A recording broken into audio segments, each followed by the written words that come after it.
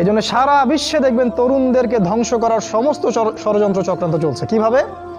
Point number 1, প্রথমত ইহুদি এবং খ্রিস্টান এই সভ্যতা আপনার সাথে যা করেছে তা হচ্ছে আপনাকে আপনার জীবনের উদ্দেশ্য থেকে তারা সরিয়ে দিয়েছে।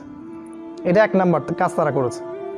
আল্লাহ পাক কোরআনে বলেছিলেন, ওয়ামা খালাকতুল জিন্না ওয়াল ইনসা ইল্লা লিয়াবুদুন, আমি মানুষ এবং জিনকে শুধুমাত্র আমার ইবাদত করার জন্যই সৃষ্টি করেছি। তারা আপনাকে এই উদ্দেশ্য থেকে সরিয়ে দিয়েছে। এখনকার যুবক শ্রেণী আল্লাহর জন্য বাঁচে না, আল্লাহর জন্য মরে না। নো, এখনকার যুবক শ্রেণী টাকার জন্য বাঁচে, পদের জন্য বাঁচে, চাকরির জন্য বাঁচে, একটা মেয়ের জন্য বাঁচে। এখনকার যুবক শ্রেণী আল্লাহর জন্য বাঁচে না। ইল্লা মাশাআল্লাহ, অল্প কিছু ভাই আছে জানি, তাদের কথা আলাদা। এটা প্রথম কাজ সেটা করেছে, আপনাকে আপনার জীবনের উদ্দেশ্য থেকে সরিয়ে দিয়েছে। আমি 100% নিশ্চিতভাবে বলতে পারি, আপনি যে যুবককে জিজ্ঞাসা করবেন যে বাবা তোমার জীবনের উদ্দেশ্য কি, কেউই বলবে না আমার জীবনের উদ্দেশ্য জান্নাত। চ্যালেঞ্জ করলাম আমি, জিজ্ঞাসা করে দেখেন, কোনো যুবক বলবে না আমার জীবনের উদ্দেশ্য জান্নাত, বলবে না। তার জীবনের উদ্দেশ্য চাকরি, অথবা একটা অ্যাফেয়ার, অথবা পলিটিক্যাল পাওয়ার, অথবা স্ট্যাটাস, অথবা জমি বাড়ি, অথবা গাড়ি। কারণ সমাজ এবং পরিবার তাকে এটাই শিক্ষা দিয়েছে, নিজের পায়ে দাঁড়াতে হবে বাবা তোমাকে। তো প্রথম যে কাজটা তারা করেছে সেটা হলো তারা আপনাকে আপনার জীবনের উদ্দেশ্য থেকে সরিয়ে দিয়েছে।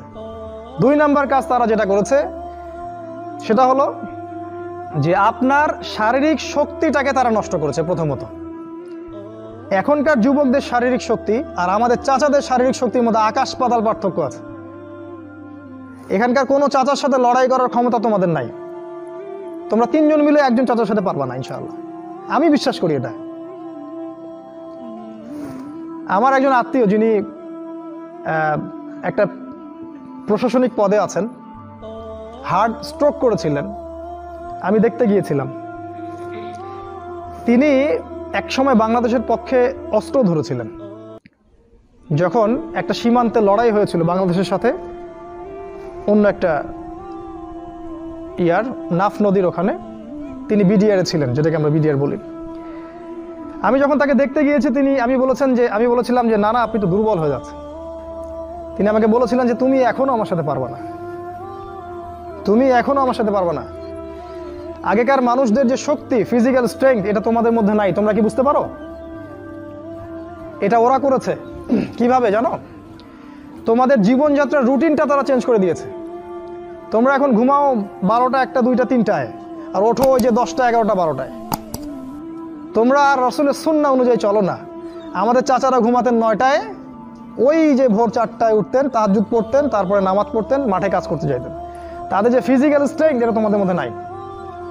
যদি আবারও মুক্তিযুদ্ধ হয়, তোমরা কিছুই করতে পারবে না দেশের জন্য। ওটা পেঁচার পরে লাভ নাই যে সোনার প্রজন্ম তৈরি করতেছে, এগুলো বোগাস কথাবার্তা। বিশ্বাস না হয় একটা মাঠে 10 পাক রাউন্ড দেওয়ান না সবাইকে, একটা মাঠে নিয়ে যান, 10 পাক দৌড়াতে লাগায় দেন, দেখেন কয়জন দৌড়াতে পারে। তোমাদের শারীরিক শক্তি ওরা নষ্ট করে দিয়েছে। এটা একটা, তোমাদের রুটিনটা ওরা চেঞ্জ করেছে।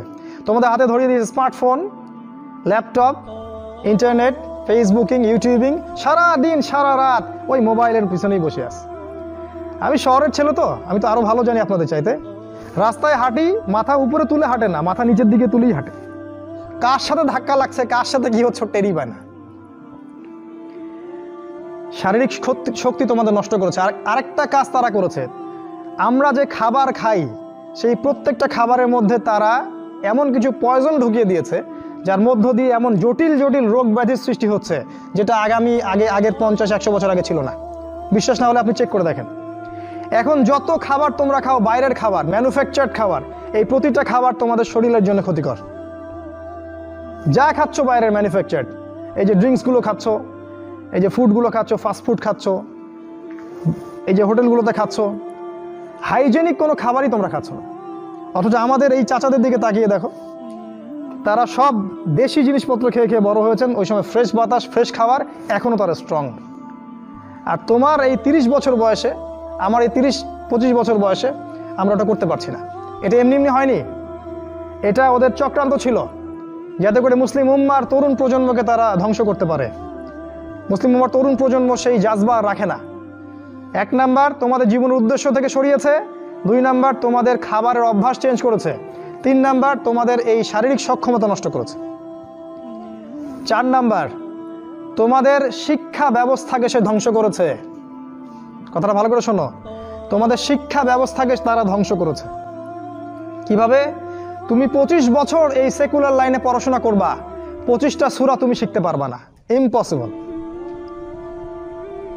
তুমি 25 বছর এদিকে পড়াশোনা করেছো, কিন্তু 25টা হাদিস তোমার জানা নাই, 25 জন সাহাবীর নাম তুমি বলতে পারবে না, তুমি রাসূলুল্লাহ সাল্লাল্লাহু আলাইহি ওয়াসাল্লামের জীবনী কখনো পড়ে দেখো নাই, ছুঁয়েও দেখো নাই, তার স্ত্রীদের নাম তোমার জানা নাই, 10 জন জান্নাতি সুসংবাদপ্রাপ্ত সাহাবীর নাম তোমার জানা নাই, কিন্তু তুমি এদিকে science, arts, commerce, physics, chemistry, biology, হাবি জাবি সব পড়ে শেষ করেছো, ইসলামের বেসিক নলেজ তুমি অর্জন করো নাই।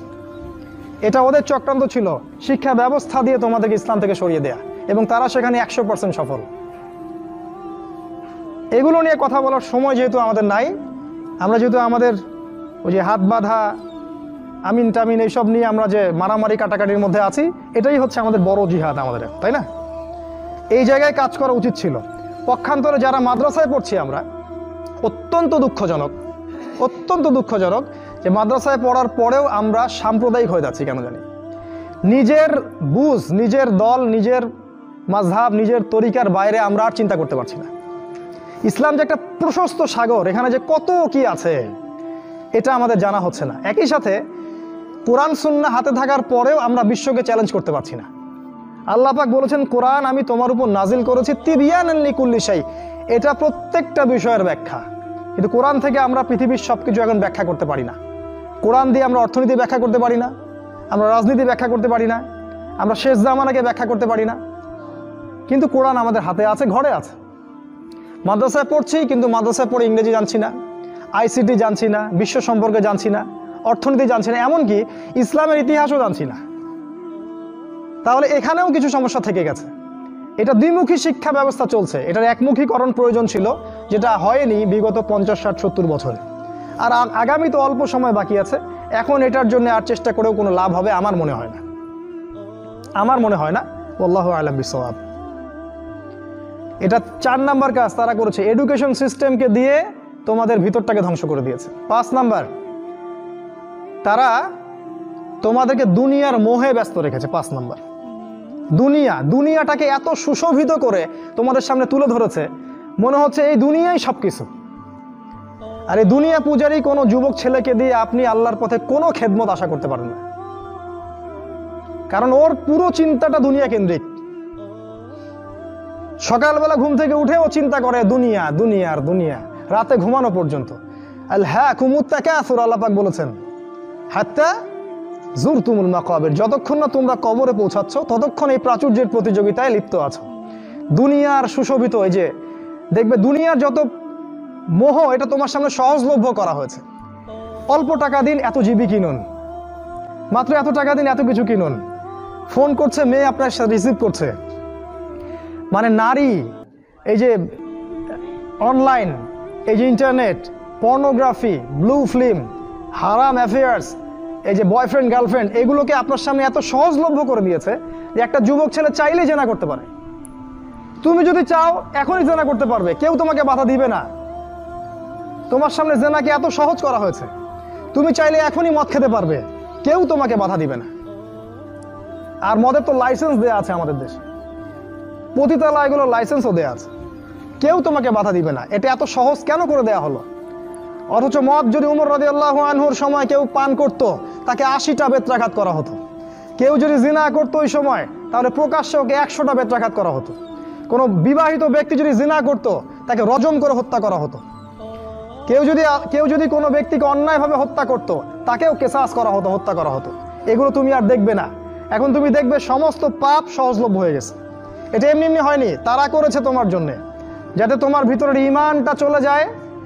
কারণ পাপী হৃদয় নিয়ে তুমি আল্লাহর পথে দাওয়াত ও জিহাদ করতে পারবে না। কদ আফলাহা মান যাক্কাহা ওয়া কদ খাবা মান দাসাহা, যে পবিত্র হয়েছে সে সফল, আর সে ধ্বংস হলো যার ভিতরটা কলুষিত হয়ে গেছে। তোমার ভিতরটা কলুষিত হয়ে গেছে, তোমার ভিতরে কোনো রকম চেতনাই নাই আল্লাহর পথে দাওয়াতের এবং জিহাদের, এটা ধ্বংস করে ফেলা হয়েছে। কারণ পাপ করতে করতে করতে করতে তোমার ভিতরে কালিমা লেপন হয়ে গেছে। কারণ তুমি দিনে একটা বারো আল্লাহকে বলো না আস্তাগফিরুল্লাহ ওয়া আতুবু ইলাইহি।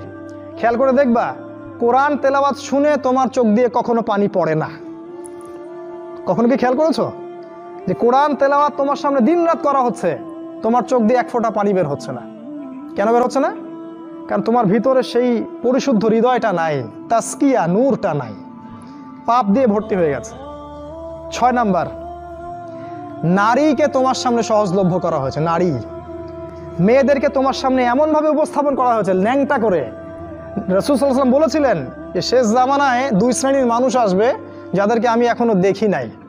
এক শ্রেণী হচ্ছে নিসাউন কাসিয়াতুন আরিয়া মুইলাতুন মামিলাত, মানে এমন এক শ্রেণীর মেয়ে বের হবে শেষ জামানায় যারা কাপড় পরেও ন্যাংটা হয়ে থাকবে।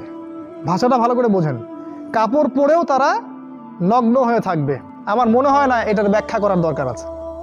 কাপড় পরবে কিন্তু কাপড়ের সবকিছুই ভিতরে সবকিছু আপনি দেখতে পারবেন, বুঝতে পারবেন কোন অঙ্গ কতটুকু উঁচু নিচু, কোনটা কি। এখন এমন ড্রেস বাইরে থেকে ভিতরে সব দেখা যায়, কাঠামোকে সেটাও দেখা যায়। এমনকি এমন বোরখা বের হয়েছে এখন যেটা পরার পরেও দেখবেন যে তার ফিজিক্যাল সমস্ত স্ট্রাকচার বোঝা যায়।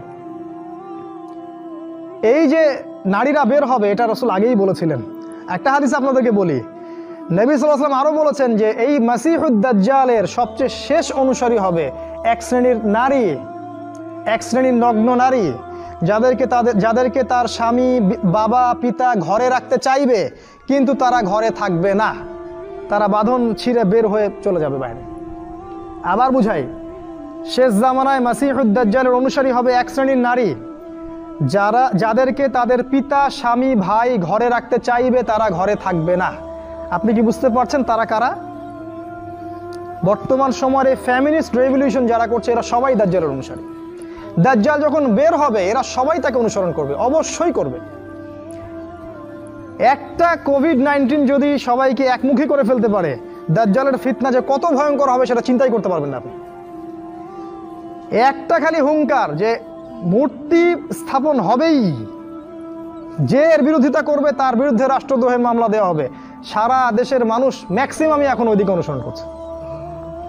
এই যদি অবস্থা, তাহলে দাজ্জাল যখন বের হবে তখন যে কোটি কোটি মানুষ তাকে অনুসরণ করবে না এটা কি কোনো গ্যারান্টি আছে? বরং কোটি কোটি মানুষই তাকে অনুসরণ করবে। তোমার সামনে নারীকে সহজলভ্য করে দেওয়া হয়েছে। স্কুলে নারী, স্কুল কলেজের মধ্যে কো এডুকেশন, ছেলে মেয়ে একসাথে বসে পড়াশোনা করে। একটা মেয়ে এরকম নগ্ন পোশাক পরে আমার সামনে যদি বসে থাকে দিনে 5 ঘন্টা, কয়দিন আপনি জেনা থেকে দূরে থাকতে পারবেন বলেন তো? আজকে আপনি দেখা করবেন, কালকে নোট নেবেন, তারপরে দেখা সাক্ষাৎ হবে, কফি খাবেন, এক পর্যায়ে ঘুরতে যাবেন, ডেটে যাবেন, আস্তে আস্তে আস্তে আস্তে তার সাথে আপনি জেনায় লিপ্ত হয়ে যাবেন। এর জন্য কি শুধু ছেলেটা দায়ী? এর জন্য কি শুধু ছেলেটাই দায়ী?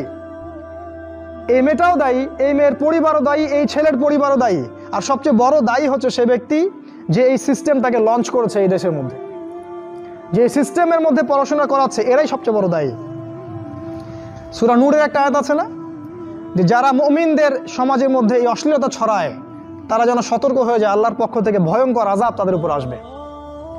হাদিসে আসছে এমন এমন রোগ ব্যাধির উদ্ভব হবে যেটা আগে কখনো হয়নি। এই দেখেন কি হচ্ছে এখন, এমন এমন রোগ ব্যাধি আসবে অশ্লীলতার কারণে, বেহায়াপনার কারণে, যেটা আদৌ কখনো পৃথিবীতে আসে নাই। দেখেন সামনে কি হয়, আরো ভয়ঙ্কর প্রলয় আসবে ইনশাআল্লাহ, কেউ ঠেকাতে পারবে না। নবীর কথা এগুলো, বদলানোর কোনো সুযোগ নাই। তোমরা পড়াশোনা করবা, তোমাদের সামনে মেয়েদেরকে ছেড়ে দেওয়া হয়েছে। কলেজে যাবা তখন তো আরো অবস্থা খারাপ, ফ্রি মিক্সিং, যা ইচ্ছা তাই করতে পারবা তোমরা। আর সামনের দিনগুলোতে দেখবা লিভ টুগেদারকে জায়েজ করে দেওয়া হবে, এটাও হবে, এটাও দেখার বাকি থাকবে না। অন্য দেশগুলোর মতো দেখবা ছেলে মেয়ে একসাথে থাকতে পারবে, বিয়ের দরকার হবে না, এটাও হবে সামনে। মেয়েকে সহজলভ্য করে দেওয়া হবে, চাইলেই তুমি জেনা করতে পারবে। এগুলো এমনি এমনি হয়নি, ওরা প্ল্যান করে এটা করেছে যাতে তোমার ভিতরের ইমানি তেজটা নষ্ট হয়ে যায়। যার ইমানের তেজ থাকবে না ধ্বংস হয়ে যাবে সে। 7 নাম্বার, তোমার প্রতি তারা প্ল্যান করেছে আর একটা এরকম, যে তোমাকে ইসলামের মধ্যে যখন তুমি ইসলাম ফলো করতে চাইবা, কোনোভাবে যদি তুমি ইসলাম ফলো করতে চাও, তখন দেখবা ইসলামের মধ্যে এসে 1000টা দলাদলি, 1000টা। তখন তুমি কনফিউজড হয়ে যাবা যে কোথায় যাব আর কোথায় হক পাবো। যারা ইসলামপন্থী তাদের মাঝেও তারা এমন একটা চক্রান্ত করে দিয়েছে যাতে মুসলিমরা মুসলিমদের সাথে সারা জীবন মারামারি কাটাকাটি করতে থাকে। বাস্তবতা দেখেন তাই হচ্ছে। এভাবে তারা তোমাকে ওদের গোলাম বানানোর প্ল্যান করেছে। 8 নাম্বার, রিজিক। তোমাকে সারাদিন রিজিকের টেনশন দিয়ে রেখেছে ওরা। রিজিক নিয়ে প্রতিটা যুবক টেনশন আর টেনশন, কি করব, কি খাবো আর কি পড়বো, কি কবে চাকরি পাবো আর কি ব্যবসা করবো, সারাদিন রিজিকের টেনশন। এই যে দারিদ্রতার ভয় আর রিজিকের ভয় দিয়ে তারা তোমাকে আল্লাহর পথ থেকে সরিয়ে দিয়েছে। 9 নাম্বার, আমি খুব শর্ট করে বলছি, অনেক ডিটেলস সময় লাগবে বেশি বললে। 9 নাম্বার হচ্ছে যে তারা যেটা প্ল্যান করেছে যে তোমার রিজিকের মধ্যে তারা হারাম ঢুকিয়ে দিয়েছে। হারাম, তুমি যে সেক্টরেই যাবা রিজিকের সন্ধানে, সেখানে গিয়ে দেখবা হারাম সেখানে যুক্ত হয়ে আছে। হয় ঘুষ থাকবে, না হলে সুদ থাকবে, না হলে প্রতারণা থাকবে, অথবা অন্য কোনো এমন কিছু থাকবে যার মধ্য দিয়ে তোমাকে রিজিক অন্বেষণ করতে হবে। চাকরিগুলোর দিকে তাকান, এখন দেখেন কি অবস্থা। ঘুষ ছাড়া আপনি চাকরি পাবেন, এটাও বিশ্বাস করতে বলেন আমাকে? আমি তো পাইলাম না ফার্স্ট ক্লাস রেজাল্ট নিয়ে। ব্যবসা করতে যাবেন, সেখানেও দেখবেন এমন এমন সিস্টেম করে দিয়েছে আপনি চাইলেও অনেক সময় হালাল ব্যবসা করতে পারবেন না। একটা হালাল পণ্যের ব্যবসা করবেন, সেখানেও হারাম তারা ঢুকিয়ে দিয়েছে। এগুলো এমনি এমনি হয়নি। আর 10 নম্বর একটা হচ্ছে যে ইসলামিক মানে জীবনের প্রতিটা ক্ষেত্র বলতে বোঝাচ্ছি আপনার ব্যক্তি জীবন, আপনার সামাজিক জীবন, আপনার পরিবার, আপনার এই যে রাষ্ট্র, বিশ্ব, ইসলামের প্রতিটা ক্ষেত্রে যে একজন ব্যক্তি হবে আপনার আদর্শ, তিনি হচ্ছেন কে? মুহাম্মদ রাসূলুল্লাহ সাল্লাল্লাহু আলাইহি ওয়াসাল্লাম। এটা কার কথা? আমাদের কথা না আল্লাহর কথা? লাকাদ কানা লাকুম ফি রাসূলিল্লাহি উসওয়াতুন হাসানাহ। ওই উসওয়াতুন হাসানাহ যাকে আপনার উচিত ছিল ব্যক্তি, পরিবার, সমাজ, রাষ্ট্র সমস্ত জীবনে বাস্তবায়ন করার, এই উসওয়াতুল হাসানাহ তারা সরিয়ে দিয়েছে, দেয় নাই? এখন আপনার উসওয়াতুল হাসানাহ কার্ল মার্কস অথবা লেনিন অথবা স্টেলিন অথবা আব্রাহাম লিঙ্কন অথবা অমুক তমুক দার্শনিক, কেউ না কেউ। আপনি মুহাম্মদ সাল্লাল্লাহু আলাইহি ওয়াসাল্লামকে আর জীবনের সব ক্ষেত্রে নেতা হিসেবে গ্রহণ করতে চান না। কথা কি মিথ্যা বলেছি? আপনি হয়তো ইবাদত করছেন তার পদ্ধতিতে, তা আপনি অর্থনৈতিক জীবনে গিয়ে তার হেদায়েত মানছেন না। আপনি সামাজিক ক্ষেত্রে গিয়ে রাসূলের আদর্শ মানছেন না। বিশ্ব রাজনীতি করতে আপনি রাসূলের আদর্শের মোটেই পরোয়া করছেন না, ওটা জাদুঘরে। এই বিষয়গুলোতে আমরাই ভালো বুঝি। অপেক্ষা করতে থাকেন। জাস্ট আমার তো কিছু করার নাই, আমাদের তো কিছু বলারও নাই, আমরা তো মাজলুম এবং দুর্বল। আমরা শুধু এতটুকু বলবো, আপনি just wait until you reach your grave. আপনি যতক্ষণ পর্যন্ত আপনার কবরে পৌঁছান নাই, ওই পর্যন্ত অপেক্ষা করতে থাকেন। তারপরে দেখেন আপনার সাথে কি হয়। যখন ফেরেশতারা কলার ধরে তুলে প্রশ্ন করবে, মান হাযা রাজুল বুইসা ফীকুম, এই ব্যক্তি কে ছিল যাকে তোমাদের কাছে রাসূল করে পাঠানো হয়েছিল, তখন এরা কোশ্চিন কালেও বলতে পারবে না যে ইনি হচ্ছেন রাসূলুল্লাহ সাল্লাল্লাহু আলাইহি ওয়াসাল্লাম। বলে মা আদরি, আমি জানি না, লা আদরি, আমি জানি না। মানুষ কিছু বলতো, আমি শুনতাম। খুবই ভয়ঙ্কর জায়গা। একজন সাহাবীর নাম বলি, সাদ বিন মুয়াজ রাদিয়াল্লাহু আনহু। নাম শুনেছেন? তোমরা তো শোনো নাই মনে হয়। সাদ বিন মুয়াজ এত ভালোবাসতেন নবী তাকে, তার মৃত্যুতে রাসূল সাল্লাল্লাহু আলাইহি ওয়াসাল্লাম এত কষ্ট পেয়েছিলেন। সাদ বিন মুয়াজ আনসার সাহাবী ছিলেন। তার একার দাওয়াতে প্রচেষ্টায় মদিনায় বহু মানুষ ইসলাম কবুল করেছিল। এই মানুষ খন্দকের যুদ্ধে তার গায়ে একটা তীর লাগে, প্রচুর রক্ত প্রবাহ হয় এবং তিনি মারা যান, শহীদ হয়ে যান। এই সাদ বিন মুয়াজের জানাজায় 70,000 ফেরেশতা অংশ নিয়েছিল এবং আল্লাহ রাব্বুল আলামিনের আরশ এই বান্দার মৃত্যুতে কেঁপে উঠেছিল। আপনাকে বলতে চাচ্ছি, এই সাদ বিন মুয়াজ রাদিয়াল্লাহু আনহুর কবরেও চাপা দেয়া হয়েছে, দুদিক থেকে চাপা দেয়া হয়েছে। তিনি বলেছেন, রাসূল সাল্লাল্লাহু আলাইহি ওয়াসাল্লাম, যদি কোনো ব্যক্তির কবরে আযাব না হতো তাহলে সাদ বিন মুয়াজের কবরে আযাব হতো না। তার কবরেও প্রশ্ন হয়েছে এবং চাপ দেওয়া হয়েছে। কবরের জীবন কেমন করে আপনাকে বুঝাবো? কিভাবে বুঝাবো আমরা? আমাদের বুঝানোর কোনো ক্ষমতাই নাই। আজকে আপনি রাসূলের আদর্শকে পরোয়া করছেন না। কাল যখন আপনাকে রেখে আসা হবে ওই যে বিসমিল্লাহি আলা মিল্লাতি রাসূলিল্লাহ বলে, তখন বুঝবেন যে রাসূলের মিল্লাত কাকে বলে। আল্লাহ পাক আমাদেরকে উসওয়াতুল হাসানাহ নির্ধারণ করার তৌফিক দান করুন। উসওয়াতুল হাসানাহ হবে একজন ব্যক্তি, দ্বিতীয় কোনো ব্যক্তি না, তিনি হচ্ছেন আমাদের প্রিয় নবী মুহাম্মদুর রাসূলুল্লাহ সাল্লাল্লাহু আলাইহি ওয়াসাল্লাম। হ্যাঁ, এটা ঠিক যদি কোনো ব্যক্তির কথা রাসূলের কথার সাথে মিলে যায়, সে যেই হোক না কেন তার কথা মানতে আমরা প্রস্তুত ইনশাআল্লাহ। বরং ওই কথা মানাই আমাদের জন্য ফরজ।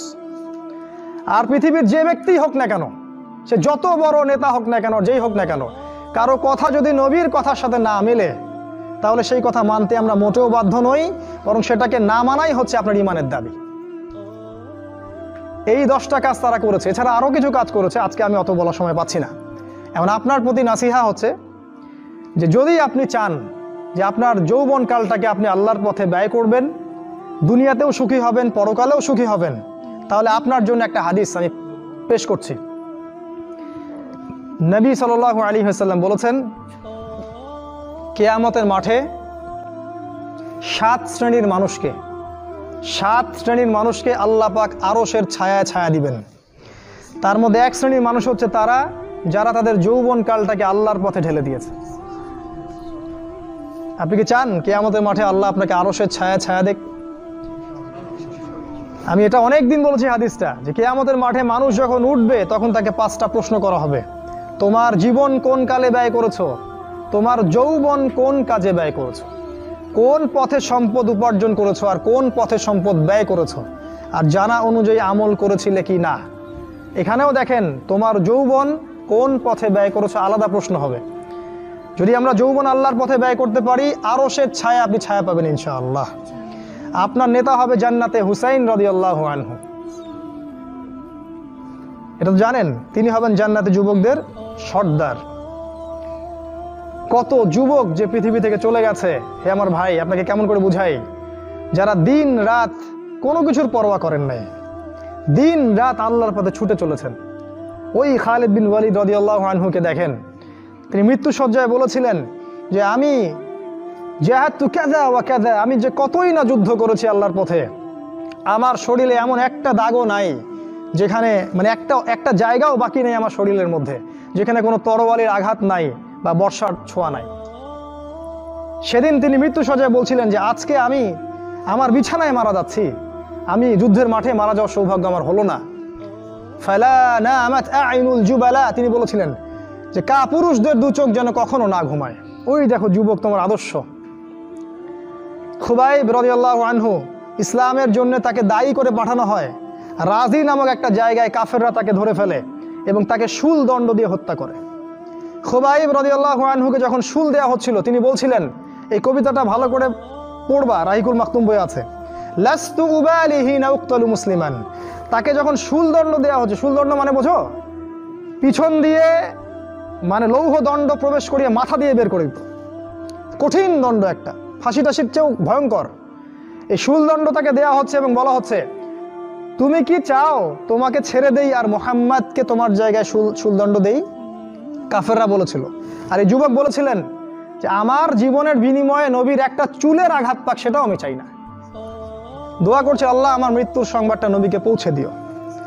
আল্লাহ পাক সেটা পৌঁছে দিলেন। রাসূল মদিনা থেকে খবর পেয়ে গেলেন যে খুবাইবকে হত্যা করা হয়েছে। তিনি তখন কবিতা আবৃত্তি করছিলেন যে লাস্তু উবালি হিনা উক্তালু মুসলিমান, আমি কোনো পরোয়াই করি না যখন আমাকে মুসলিম হিসেবে হত্যা করা হচ্ছে। আলাই জামিন কানা লিল্লাহি মাসরাই, আমাকে যেদিকেই পাশ ফেরানো হোক না কেন সেটা আল্লাহর জন্যই। ওয়াযালিকাল ইলাহু ওয়া ইয়াশা, এবং তিনি হচ্ছেন এমন ইলাহ যিনি যদি চান ইউবারিক আলা ফি কুল্লি শিলউই মিমাসা, তাহলে তিনি প্রত্যেকটা আমার গোশত টুকরা হাড্ডির মধ্যে বরকত দিতে পারবেন।